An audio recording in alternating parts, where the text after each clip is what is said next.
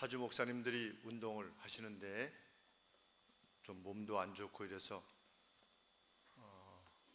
한 2달 정도 이상 나가지 못했습니다. 그랬더니 한 목사님이 이렇게 농담 반 진담 반 물으셨습니다.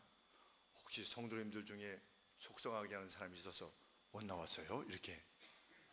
그래서 제가 뭐라고 답했겠습니까? 목사님은 그러신가 보죠.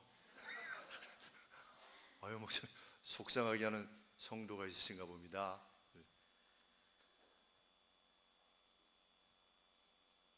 그렇게 운동을 나오지 않게 할 만큼 속상하게 하는 성도님은 아직까지는 없으신 것 같습니다. 제가 이렇게 말씀을 드렸습니다. 그러면서 뭐라고 말씀을 드렸냐면, 저는 어떤 일로 인해서 속이 상하면 달을 봅니다. 이렇게. 웬 달을 봅니까? 이렇게 말씀하셔서, 지금 저 달을 돌리고 계시는 분이 계시구나 라고 생각하면 아무것도 스트레스고 이런 것이 없어집니다. 우리가 인식하지 못해서 그렇지 저 달을 돌리고 계시는 분이 계시고, 그 말은 곧 지구를 돌리고 계시는 분이 계시다는 것이고, 70년 만에 찾아온다고 하는 혜성을 돌리고 계시는 분이 계시고, 정원형으로 돌리신다면이야 그거야 중력이니 뭐니 이렇게 말할 수 있겠지만, 혜성은 이게 궤적이 타원형이라고 하지 않습니까? 이게 타원형으로, 이게 무슨 중력에 의해서 이게 타원형을 이렇게 돌겠습니까? 그렇죠? 사람들이 중력이라고 말을 하는데 그걸 어디까지 믿을 수 있는가? 그걸 정말 우리가 그것을 근거로 이론을 세운다는 것이 합당한가 할 정도로, 그것을 돌리시는 것을 생각할 때 저것을 돌리실 정도면 죽음도 그렇게 겁나는 것이 아니겠다 이런 생각이 드는 거죠. 심지어는 점점 죽음이 가까워지면 또 다른 몸을 갈아입기 위해서 정말 가는 것이다라는 생각이 더 들겠구나. 그래서 오히려 그때쯤 되면 기대가 되겠구나 이런 생각을 하게 됩니다. 오늘 다윗 역시 이 찬양을 지을 때 편안할 때 지었던 것이 아니라 엄청난 스트레스 가운데 이것을 지었다는 것을 우리는 2절을 통해서 알게 됩니다. 주의 대적을 인하여 어린아이와 젖먹이의 입으로 말미암아 권능을 세우시며 이는 원수와 보수자로 잠잠케 하려 하심이니이다. 말이 너무 어렵습니다. 그렇죠? 그런데 일단 등장하는 것은 무엇입니까? 주의 대적입니다. adversary라고 그랬는데, 주님의 원수들 그리고 앙심을 품은 이들.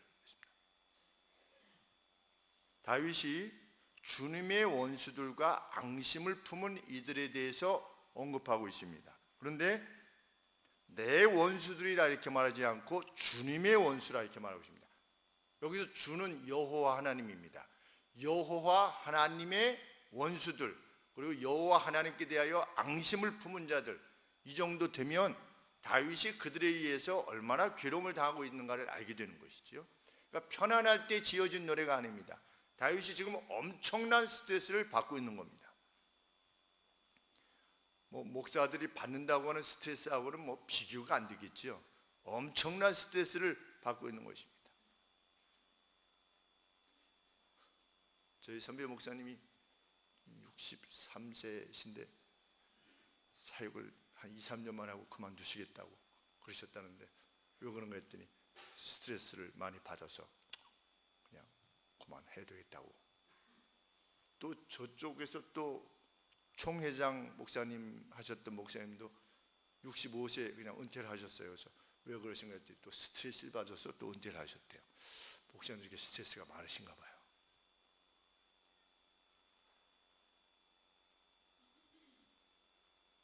자꾸만 김 목사가 스트레스 얘기를 아침부터 하는가? 저 안에 스트레스가 담겨져 있어서 그런 건 아닌가? 이렇게 생각하시지 마시고 다윗이 스트레스를 받았다는 거예요. 다윗이.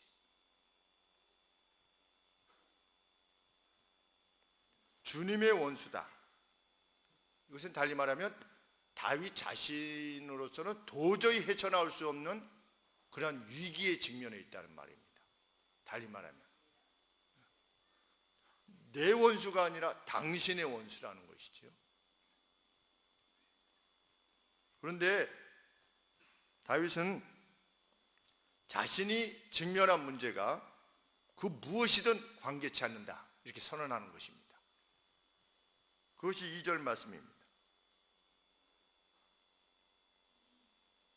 어린아이와 젖먹이의 입을 통해서라도 하나님은 어떻게 하실 수 있으시다? 권능을 세우실 수 있으시다. 근데 그 원문에 보니까 그 권능이 어떤 의미로 되어 있냐면 그러니까 방어선을 치실 수 있으시다 이런 뜻입니다. 원수들이 위협하며 정말 그러한 힘을 가지고 있음에도 불구하고 하나님이 행하신다면 이제 막 히브리 사람들은 그 젖을 오래 먹인대요. 그래서 이제 아이들이 젖을 먹다가 뭘 말할 수 있겠습니까? 이제 막 말을 할 수 있겠죠. 그렇죠? 저희 현이가 어렸을 때 젖을 오래 먹었는데 윤희는 4살까지 먹고 현이도 한 2살 넘어서 한 3살까지 먹었는데 현이가 나중에는 엄마 이제 안 나와 이랬거든요. 그러니까 굉장히 오래 먹은 거죠. 그렇죠? 히브리 사람들은 젖을 오래 먹인대요. 그렇게. 그러니까 젖먹이의 오늘 여기에 어린아이와 젖먹이의 입으로 말미암아 했을 때 이 젖먹이라고 하는 것은 이제 말을 막 시작하는 그러한 어린 아기를 말하는 것입니다. 그런데 원수가 제 아무리 힘이 센다 할지라도 하나님이 원하신다면 그 젖먹이의 입으로부터 나오는 말을 통해서도 원수들을 제압할 수 있다는 뜻입니다. 우리 하나님의 능력은 무한한 것이기 때문에 그것을 지금 노래하는 것입니다. 달리 말하면 아주 역경의 역경 중에서 희망과 소망을 말하고 있는 것입니다. 그것은 무엇 때문에? 내 안에 있는 그 어떤 것 때문이 아니라 다윗 자신은 자기 자신을 어떤 존재로 인식한 것일까요? 어린 아이로 자기 자신을 인식한 겁니다. 아무것도 할 수 없는, 도울 힘이 아무것도 없는 어린아이와 젖먹이로 자기 자신을 이해했는데 나는 어린아이요 젖먹이라 할지라도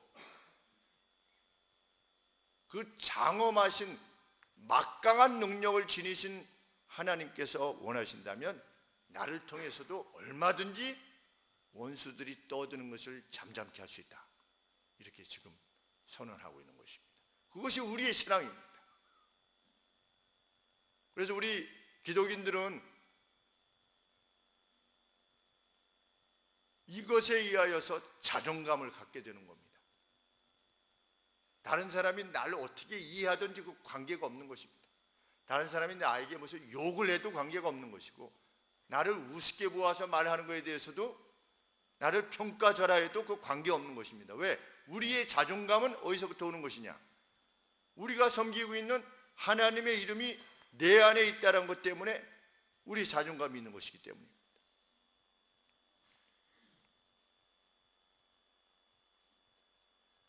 다윗은 2가지 이유를 들어서 자신은 겁낼 게 없다라고 말하는 것이죠. 하나는 하나님의 막강한 능력이요, 또 다른 이유는 그 막강한 능력을 지니신 분이 나를 기억하신다는 겁니다. 이 2가지 사실. 막강한 능력은 지니셨는데 나를 기억하지 않아요. 그러면 신이 막강한 능력을 지니셨다는 게 무슨 의미가 있겠습니까? 그렇죠? 아니면 나를 기억하시는데 능력이 없어요. 그럼 아무런 소용이 없어요. 그것 역시. 근데 하나님은 어떤 분이시다? 막강한 능력을 지니신 분이다. 근데 나를 기억하신다. 어디 가운데 있는, 재난 가운데 있는, 역경 가운데 있는, 내가 주의 의를 추구할 때 당하게 되는 그 괴로움 가운데 있을 때 나를 기억하시는 분이시다. 그래서 예수님이 말씀하시는 거죠. 너희는 먼저 그의 나라와 그분의 의로움을 추구해라. 그러면 이 모든 것을 내가 너에게 더해줄 거다. 이것이 하나님의 약속인 것이죠.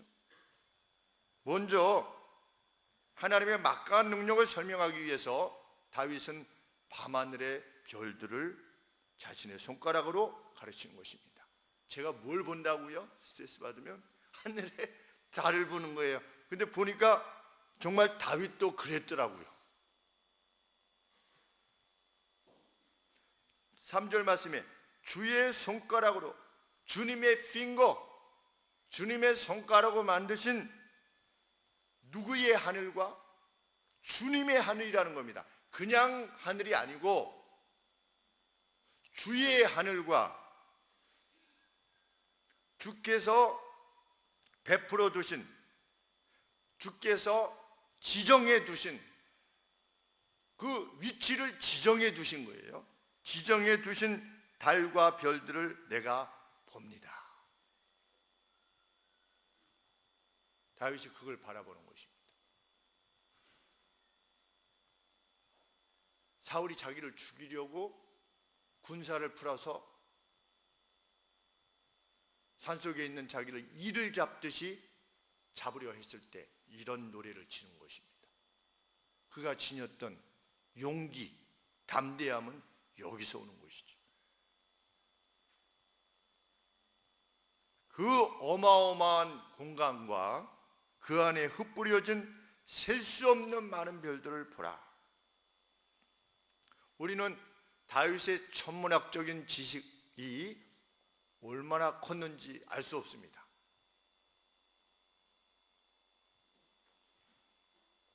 그럼에도 불구하고 3000년 전에, 지금으로부터 3000년 전에 다윗이 그 천체의 모든 천체의 물들이 신적인 대상이 아니라 하나님께서 지어내신 것이라고 이렇게 선언하는 것을 보면 놀라지 않을 수가 없는 것입니다.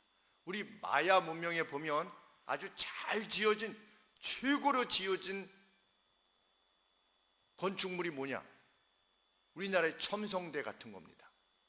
하늘의 별을 관측하는 것이죠. 별을 관측하는데 별을 관측한 그 결과 무엇을 위해서?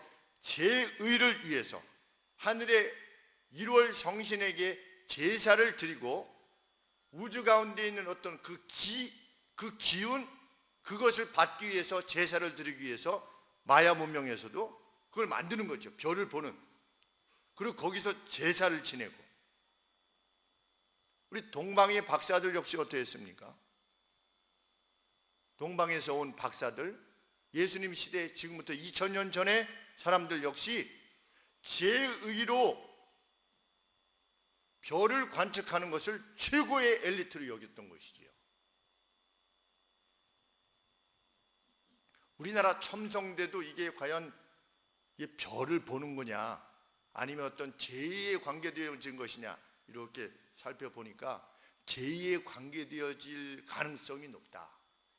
왜냐하면 만약에 별을 관측하는 것에 불과했다면 이 안에 들어가서 그 꼭대기까지 이렇게 올라가고 이러려면 나무로 만든 사다리를 놓아야 된대요.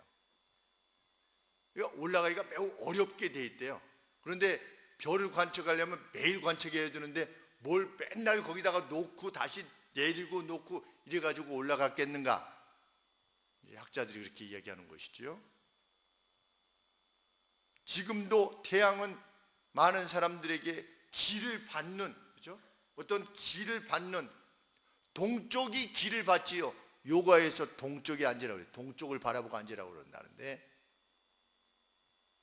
동쪽을 바라보고 앉는 것을 굳이 고집하는 요가 학원이 있다면 그건 가지 말아야죠. 그게 아무리 스트레칭에 좋아도 동쪽을 바라봐라 그러면 가지 말아요. 그 제2의 관계되어진 거니까. 우리는 동쪽에서 기운을 받는 존재가 아니지요. 천지를 지으신 하나님으로부터 능력을 공급받는 것이죠.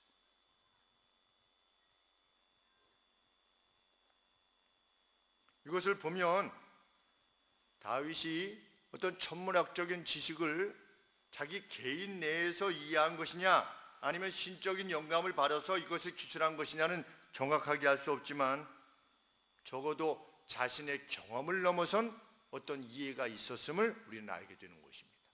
왜? 그것들을 경배의 대상으로 받지 않았기 때문에. 그래서 다윗은 이렇게 말합니다. 1절에 전체를 무엇이라 말하느냐? 하늘 위에 표현하신 주님의 현저하심이다. 주님의 현저하심을 어디다 표현하셨다?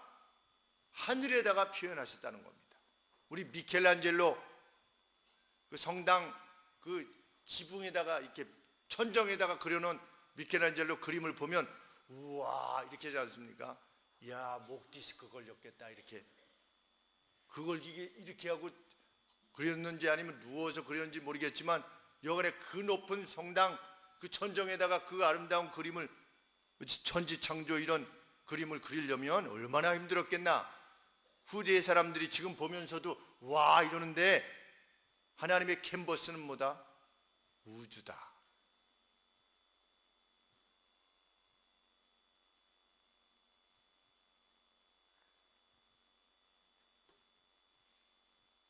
그래서 그렇게 말하는 것입니다.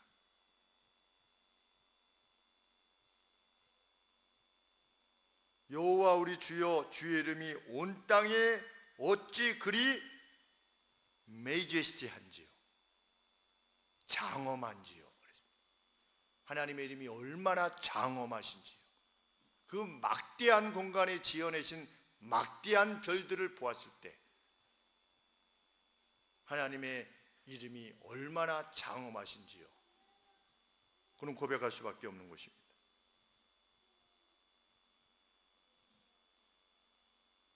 그것들을 생각할 때 어린아이의 입술로부터 하나님을 향한 구원의 외침이 외쳐질 때에 그것만으로도 원수들을 방어하기에 충분하다.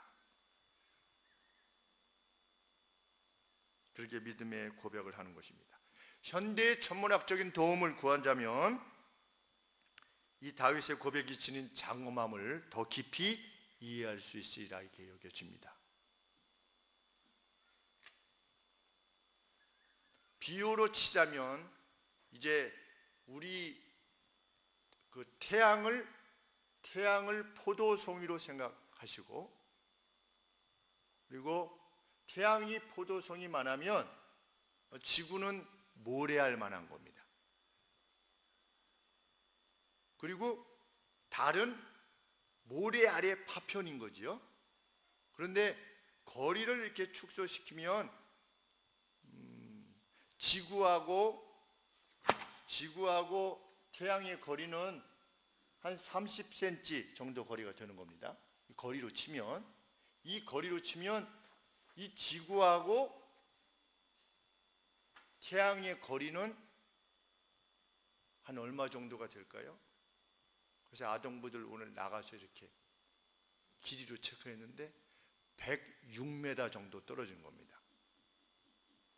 그러니까 포도송이만한 해가 여기 떠 있는 거고, 여기서부터 한 106m 저쪽 집 정도 되겠죠. 106m 정도 지구가 떨어져 있는 겁니다. 모래알만한 지구가 저기 106m 정도 멀리 떨어져 있는 거지요. 그리고 그 옆에 바로 옆에 30cm, 지구의 바로 옆에 30cm 옆에 지금 달이 지구를 이렇게 돌고 있는 겁니다. 그러니 이 태양하고 지구와의 거리가 얼마나 먼 것인가를 알게 됩니다. 그런데 한번 이렇게 살펴보기 시작하니까 이야 정말 대단하다 해서 계속 살펴보게 됐는데,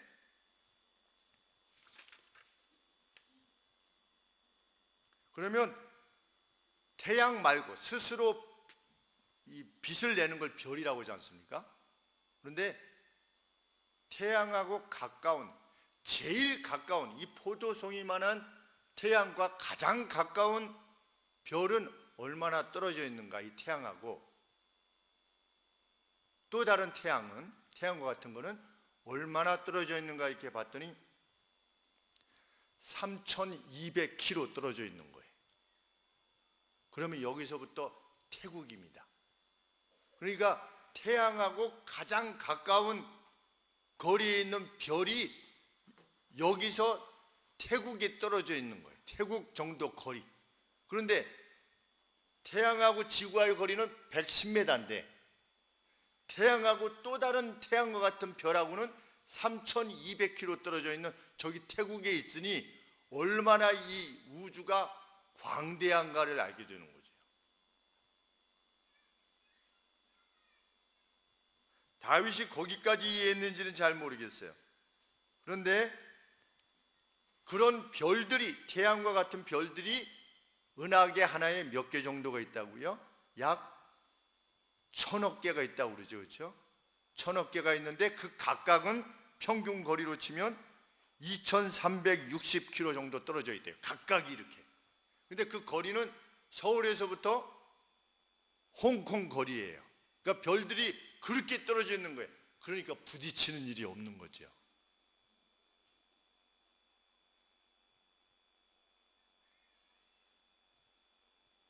그 은하 중에서 지금까지 발견된 가장 큰 별은 지름이 4억 킬로미터래요. 4억 킬로미터. 감이 잘 안 와서 4억 킬로미터. 태양이 이 포도송이만 하면 4억 킬로미터면, 지름이 4억 킬로미터면 이 윈슬 전체 단지만 한 거예요. 별 하나가. 그러면 아까 우리가 태양하고 지구 사이가 몇 메다라고 했습니까? 약 106m라고 하지 않았습니까? 그러면 그 별은 그거의 한 2.6배만 한 거예요. 이 지름 자체가. 그러니 얼마나 큰 별인가를 생각해 보게 되는 거죠. 우리가 수금, 지화, 뭡니까 그 다음에? 목, 그렇죠? 수금, 지화인데 목성까지는 아닌데 태양이 이렇게 있으면 수, 금, 지, 화 이렇게 있고, 그 다음에 목인데 목성까지는 가진 않지만 별 하나가 이만한 거죠. 그러니까 이 타원 전체를 합한 것만 하니 얼마나 우주가 광대한가.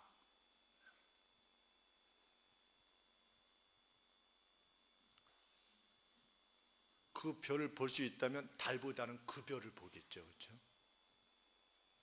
그런데 8천 광년인가 떨어져 있대요. 8천만 광년인지 무슨 말인지 잘 모르겠지만 여간에 그렇게 떨어져 있답니다. 그 별이.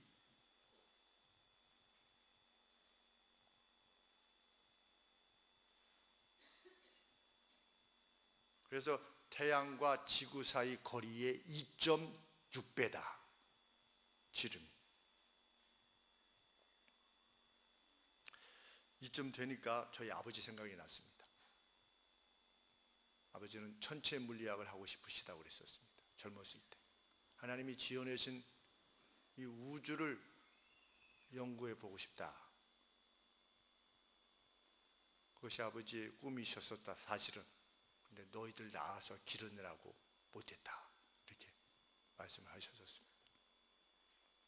제가 이 우주에 대한 아주 간단한 단편적인 내용만에 대해서 생각하기만 해도 야, 우리가 엄청난 것을 믿고 있는 거구나, 사실은.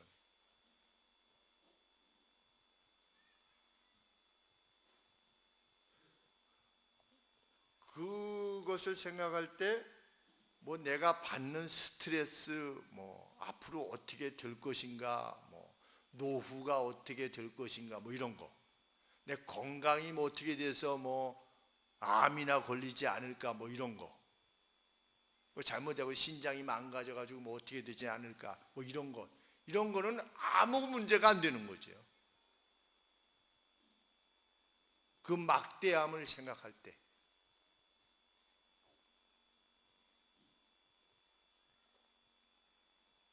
그래서 다윗은 이렇게 말하는 것입니다. 3000년 전에 여호와 우리 주여 온 땅의 주의 이름이 얼마나 장엄한지 모릅니다. 다윗은 정말 본받고 싶은 믿음의 사람이었습니다.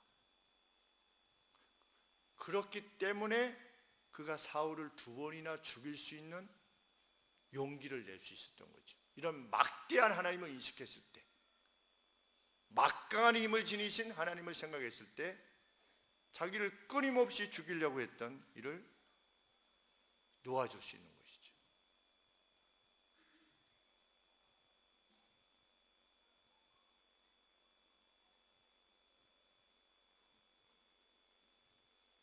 하나님은 이 우주를 일관된 원칙을 가지시고 지금도 운행하고 있다고 성경은 밝히죠.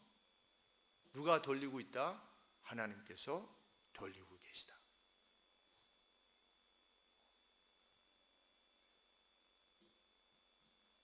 우주가 정말 중력에 의해서 운행되어지고 있다라고 믿는 것이 그게 합당한 믿음인가 하는 생각이 들 정도로 보도할 만한 크기가 106m나 여기서 비추는 이 빛이 106m나 떨어져 있는 그 지구에게 영향을 미쳐서 그것이 이렇게 돈다. 얘 때문에 이것을 이렇게 돌고 있다. 이것을 받아들이기가 얼마나 어려운 것인지 모르는 거죠. 오히려 지구뿐만 아니라 그 밖에 목성, 해왕성은 해가 이만하면 해왕성은 여기서부터 3km 떨어져 있는 거래요. 그 거리가. 근데 해왕성은 모래만한 거예요. 여기서부터 3km 떨어져 있는 모래가 여기서 비치는 빛에 의해서 빛나고 있대요. 근데 중력에 의하면 이 태양 때문에 3km 밖에서 이렇게 도는 거 아니에요. 그렇죠? 이 태양을 주변으로. 이것을 우리가 어디까지 믿어야 되는지 모르는 거죠. 근데 성경은 뭐라고 말하는 겁니까? 하나님이 돌리고 계시다는 거예요. 운행하고 계신다. 해성은 타원형으로 돌리고 계신다. 달은 가까이 오기도 하시고 멀리 가기도 하신다. 무엇을 믿어야겠는가 우리는? 저는 후자를 믿고 싶어요.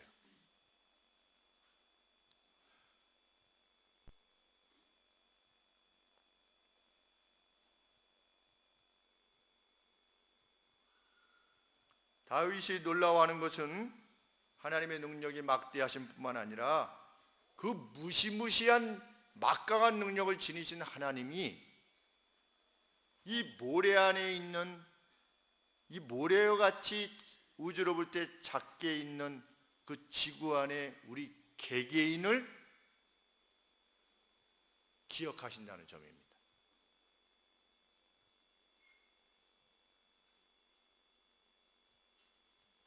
4절 말씀에 그 우주를 생각해 볼 때 사람이 도대체 무엇이간데 주께서 저를 생각하시며 인자가 무엇이간데 주께서 저를 리멤버 하시는 것입니까? 기억해 주시는 것입니까?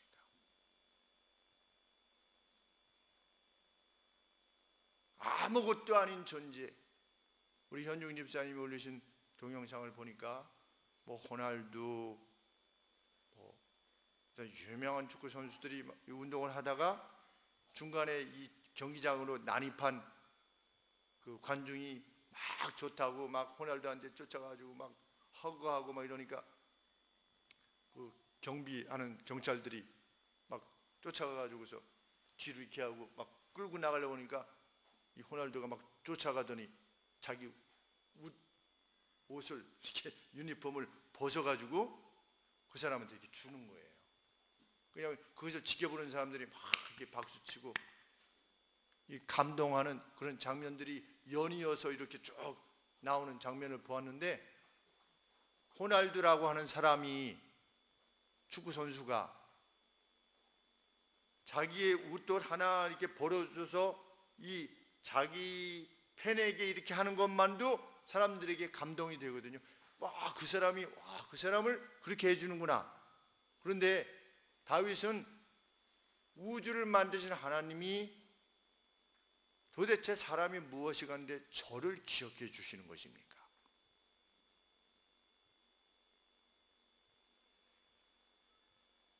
그것이 정말 인식되어지면 울먹울먹 하겠죠. 그 하나님이 나를 기억해 준다.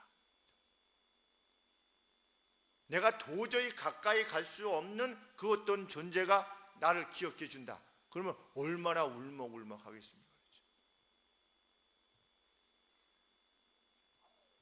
우리 양만석 집사님이 요 전에 의사 선생님한테 밥을 얻어먹었대요.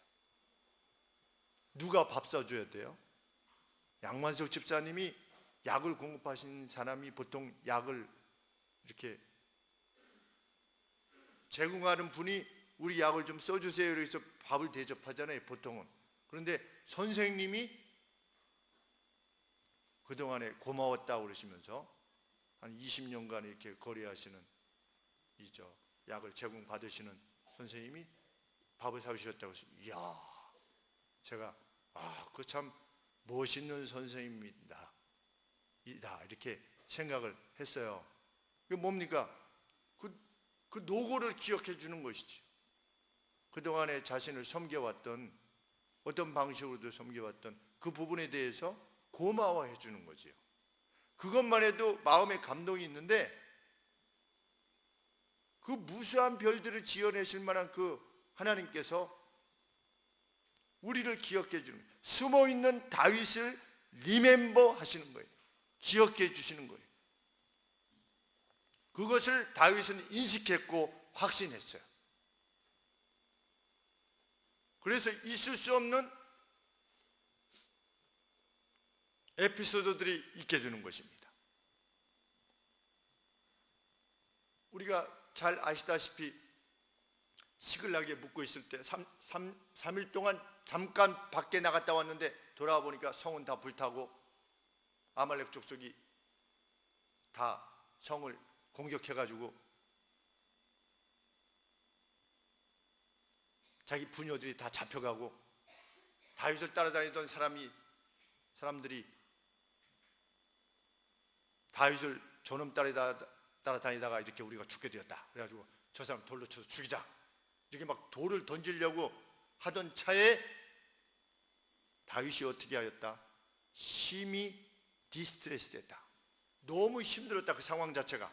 그럼에도 불구하고 스스로 힘을 얻었더라. 여호와 안에서 strengthened himself 그랬어요. 자기 자신에게 힘을 얻었더라. 스스로 힘을 냈더라. 하나님 안에서. 어떤 하나님이기에? 이 천지를 지어내신 하나님이시라는 거지요. 그래서 하나님을 참으로 인식하는 사람은 자살하지 않는 것입니다. 어떤 정신병으로 떠나지 않는 이상, 정신적인 질환으로 떠나지 않는 이상 그리스도인들은 자살할 수가 없어요.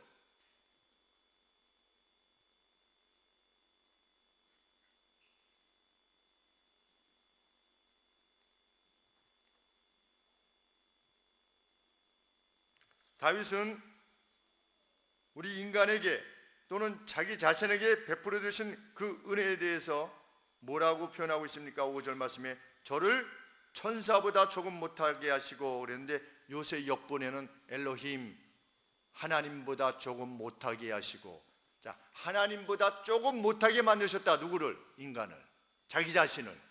내가 하나님 조금 다음이다. 그럼 뭐라는 겁니까? 그만큼 영광과 존귀로 면류관을 쓰게 하셨다는 겁니다.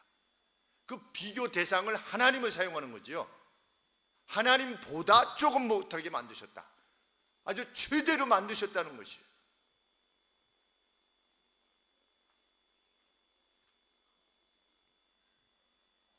그리고 하나님께서 그렇게 지어내신 모든 만물들 위에 하나님께서는 지배권을 주심으로 가축뿐만 아니라 야생 동물들도 인간을 무서워하게끔 하게 하심으로 우리를 그렇게 높이셨다. 그것이 우리들 스스로에 대한 이해이기를 하나님은 원하시는 겁니다. 우리들 각각은 누구냐? 그 하나님에 의해서 그렇게 높임을 받고 있는 것이다. 그렇게 창조되어진 존재다. 그래서 반려견이라는 표현을 결코 쓰지 않는 겁니다. 누구는? 우리 그리스도인들은. 뭘 반려해요? 성경은 뭐라고 되어 있습니까? 동물들은 어떤 존재이지요? 우리에 의해서 다스림을 받는 존재입니다. 우리는 그것들에 대해서 책임을 가진 존재이죠. 그래서 개한테 사람 이름을 붙여준다든지, 개한테 엄마라고 한다든지, 제가 말씀드리지만 너는 엄마의 마음을 그렇게 이해하지 못하니, 그래서 이렇게 보니까 개한테 그런 말을 하고 있다고. 우리 영인가 현이가 가다가 어떤 분이 그렇게 얘기해서 누굴 보고 얘기하나 이렇게 봤더니 개한테.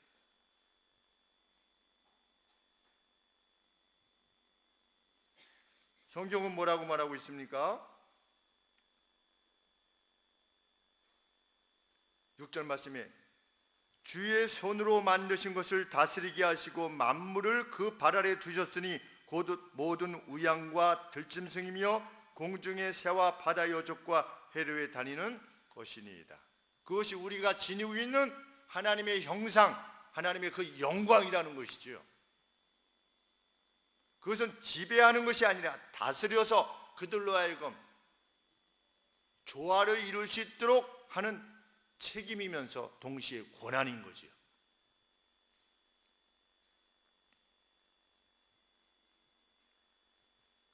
그렇게 이 하나님의 능력과 돌보심을 고려해 볼 때 다윗은 자신의 앞길을 가로막는 그 어떤 원수의 준동에 대해서도 결코 두려워하지 않은 것입니다. 무엇이든지 오라는 거지요. 우리가 그런 기백을 가지고 살아가기를 원하는 것입니다. 하나님의 백성은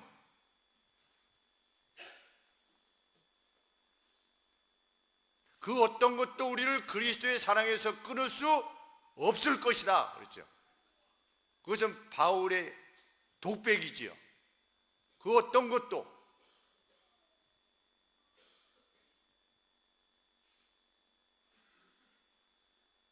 그리고 우리의 자녀들이 이러한 기백을 어렸을 때부터 지니고 성장해야지. 누구한테 배워야 되느냐? 부모에게서 배워야 됩니다. 제가 오늘 아동부 좀 혼냈습니다. 오늘 많이 혼냈죠. 예수님의 이름이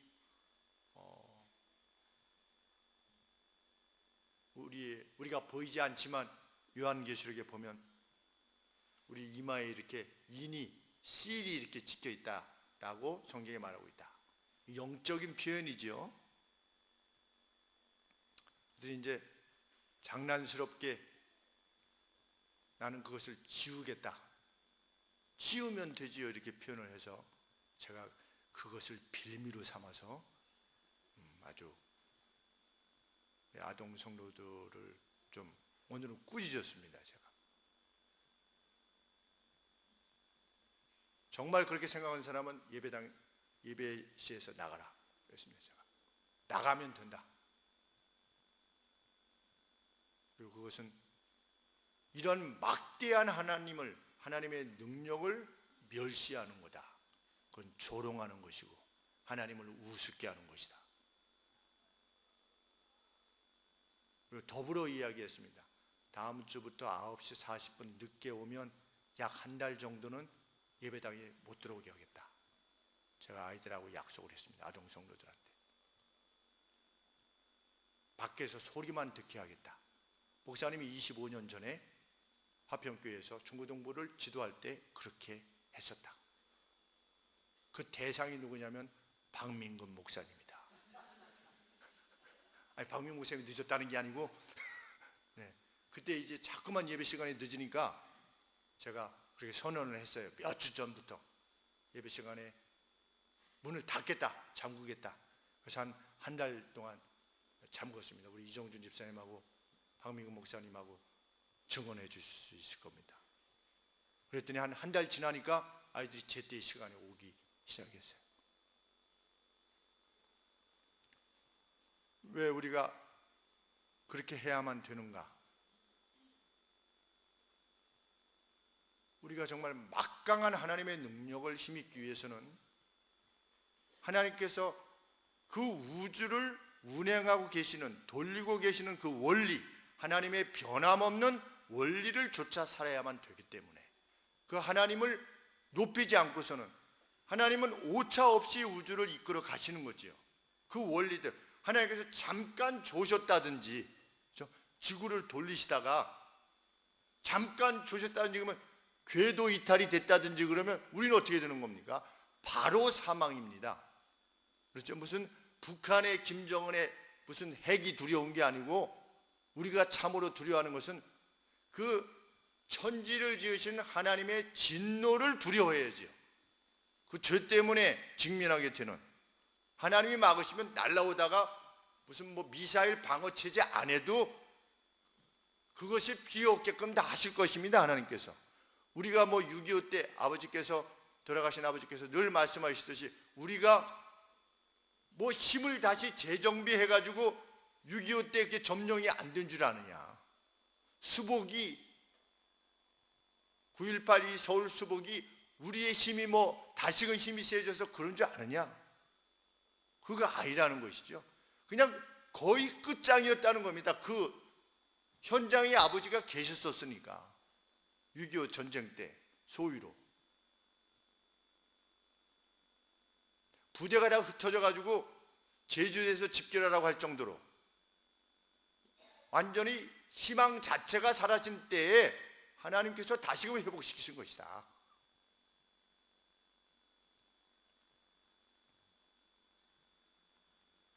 그러나 하나님의 능력을 우리의 자녀들이 믿고 성장해야 되니까.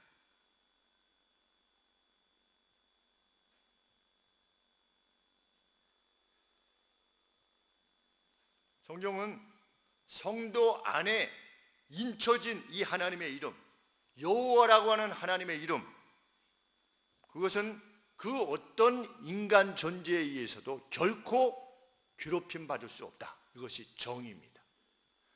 제가 만일 하나님을 정말 진실히 섬기는 사람이라면 하나님의 이름이 제 안에 있는 것이지요. 그 세상에 어떤 원수가, 원수 마귀가 저를 넘보려 한다 할지라도, 저는 어린아이와 같고 젖먹이와 같다 할지라도 내가 하나님이여 저를 도와주세요 라고 할 때 이 말만으로도 충분하다는 것이지요. 우리 성도님들은 그것을 믿으셔야 됩니다. 여러분들이 직면한 상황이 어떤 상황이라 할지라도 우리가 참으로 두려워야 될 바는 세상이 아니라 과연 내 안에 있는 이 하나님의 이름이, 이 인쳐져 있는 하나님의 이름이 정말 나의 진실함과 하나님 앞에서의 성실함으로 높임받고 계신 것인가, 이것만 분명히 하면 되는 거지. 오늘 하나님의 이름을 믿는 이들에게는 하나님의 그러한 강력한 파워가 심겨져 있는 것입니다. 그래서 이것을 믿었기에 다윗은 어떻게 한 것입니까? 그 어린 나이에 15세, 16세 그 정도로 여겨지는, 아직 얼굴이 붉다고 하는 것은 아주 어리다는 것인데, 그 어린 다윗이 키가 2m 98cm, 거의 3m 되는 골리앗 앞에 나아간 것입니다. 우리는 뭐 들었으니까 늘 뭐 다윗과 골리앗 이러지만, 여러분들 3m 앞에 한번 서보시면, 나는 무장도 없고, 저 사람은 어렸을 때부터 UFC 챔피언이에요. UFC 그 가끔 이렇게 보면, 이야, 저 사람들은 정말 길에서 만나면, 이야. 근데 이 골리앗은 UFC 챔피언이라, 세계 챔피언, 어떻게 보면, 그죠? 키가 3m니 창자로 길이가 배틀채 같았다 그러는데, 그 길을 계산하면 한 6m 이상 되는 거예요. 이 창자로 길이가 6m면 여기서 저 정도까지, 한 요 정도까지는 가겠죠. 이렇게. 왜냐하면 손까지 이렇게 붙이면 손이 1.5m니까 그렇죠. 한 1.5m 잡고 6m면 7.5m잖아요. 한 번 휘두르면 양관석 집사님은 그냥 돌아가시는 거예요. 거기 있어도 그냥 이렇게 한번 하면, 그렇죠? 그런데 다윗은 무장을 한 게 아니고 나아간 거예요. 나는 여호와의 이름으로 너에게 나아간다. 내 안에 있는 여호와의 이름으로 나아간다. 우리 신앙인들의 고백이 그것일 수 있기를 하나님은 원하시는데, 우리의 고백이 그것일 때 하나님은 골리앗과 같이 보이는 것도 능히 무너뜨리실 거라는 겁니다. 그렇기 때문에 사울을 죽이지도 않았던 것입니다. 기회가 주어져도 하나님이 이때 이 기회를 주신 건 아니겠습니까? 다윗이시여 라고 했을 때 손대지 말라고 한 것입니다. 하나님이 알아서 하실 것이다.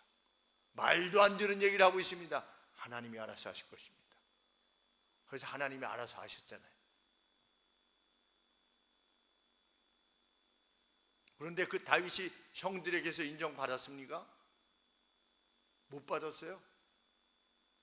전쟁터에 나갔을 때 형들이 다윗을 인정했습니까? 어이, 다윗 왔구나. 야, 내가 너를 기다렸다. 우리들이 너를 기다렸어. 야, 한번 나가서 이때 한번 본보기를 보여줘봐. 이런 게 아니고, 왜 하나님을 모독하는데 여러 형님들을 더불어서 왜 아무도 안 나가는 겁니까? 이랬더니 이놈이 간이 밖으로 나왔구나, 이렇게 말했잖아요. 제 말이 틀렸습니까? 우리나라 말로 치면 네가 간이 밖으로 나왔구나, 이렇게 다윗을 모욕했어요. 교만하도다, 이렇게. 아버지는, 이새는 다윗을 인정했습니까? 인정하지 않았습니다. 사무엘이 와서 기름 부으려고 할 때, 왕 기름 부으려고 할 때 다윗은 빼놨어요. 이게 다냐 이러니까 있기는 있는데, 막내가 있긴 있는데 걔는 아닐 거요, 이렇게. 우리도 이 세상을 살다가 다른 사람들한테 그렇게 인정받을 수 있어요. 부모님한테도 그렇게 인정받을 수 있어요. 우리 막내는 이런 거예요. 그렇게 인정받을 수 있고, 가장 자기를 잘한다라고 하는 형들에게서부터, 가족들로부터도 무시당할 수 있어요. 무시당할 수 있는데, 우리가 가진 자존감은 그게 아니에요. 하나님이 나를 인정하시면 되는 거예요.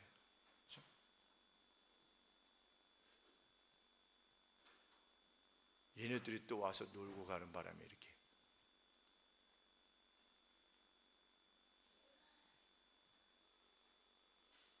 그래서 우리는 요동하지 않고 살아가는 겁니다. 뭐가 닥쳐도. 좀 우리 그리스도인들에게 이런 기백들이 넘쳤으면 좋겠어요. 그리고 자신의 자존감에 대해서도. 세상이 나를 어떻게 보면 어때요? 그리고 내 앞에 전망이 불투명해도 어떻습니까? 전망이 있는 사람들이 행복하던가요? 하나님 없이도? 전망은 있는데 하나님 없는 사람이 행복하던가요? 결코 그렇지 않죠. 행복하면 답니까? 그렇지 않죠. 성경은 죽음 뒤가 있다라고 말하지요. 우리는 그것을 목적해서 사는 사람들이고, 이러한 기백이 우리들 가운데 넘쳐나기를 소원합니다. 기도하겠습니다.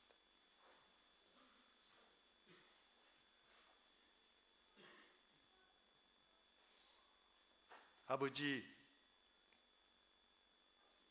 그 막강한 능력을 지니신 아버지, 그리고 우리를 기억하시는 아버지, 우리 각각의 생명을 창조하신 아버지, 저희들의 오늘의 존재를 인하여 아버지 앞에 지극한 감사와 영광을 돌리옵나이다. 아버지께서 우리를 창조하신 것처럼 우리의 생명을 책임지실 것이며 우리의 영혼을 책임지실 것을 저희들은 믿습니다. 저희들은 부족하지만 아버지께서 우리를 위하여 보내셨다고 약속하신, 말씀하신 예수 그리스도를 우리의 유일한 구주로 믿고 살아갑니다. 그리고 그 부활하신 주께서 세상 끝날까지 너희와 함께 할 것이라고 말씀하신 것을 저희들 믿어 저희들 곁에 늘 주님이 함께 하심을 믿습니다. 저희들 앞에 직면하게 되는 그 어떤 것에 대해서도 두려움 없는 행보를 내디딜 수 있도록 아버지 도와주시옵소서. 진실로 믿는 이들로서의 우리는 우리의 길을 걷게 하여 주옵소서. 세상의 길을 넘보지 않게 하시고 세상이 안정이라고 말하는 것에 우리의 뜻을 두지 않도록 하나님 도와주옵소서. 진실로 우리는 하나님의 의로움과 하나님의 나라를 추구하게 하시고 어떻게 하면 회복시키며 어떻게 하면 감싸주며 어떻게 하면 돌볼 것인가에만 우리의 마음이 쏟아지게 하여 주시기를 간절히 소원합니다. 그리고 우리의 죽음이 그 모든 것들을 다 쏟은 결과가 되게 하여 주시옵소서. 예수 그리스도 이름으로 기도합니다. 아멘. 우리 다 같이 일어나셔서